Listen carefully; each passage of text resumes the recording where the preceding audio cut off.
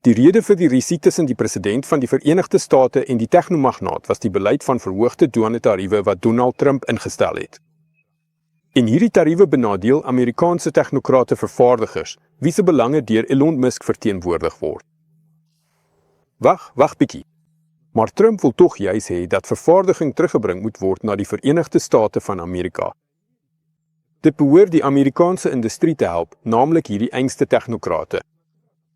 Ja, inteendeel, dit sal hulle versterk. Waarom is hulle ongelukkig? Waarom stry hulle? Vra jouself 'n eenvoudige vraag. Waarom het die Verenigde State se industrie oor die planeet versprei? Waarom trek Amerikaanse besighede na Asië? Omdat dit meer winsgewend is. Minder koste, minder uitgawes. Dit is onmoontlik om 'n Tesla elektriese motor met slegs Amerikaanse komponente aan mekaar te sit, want daar is geen Amerikaanse komponente nie. Tesla elektriese voertuigkomponente en onderdele word regoor die planeet vervaardig.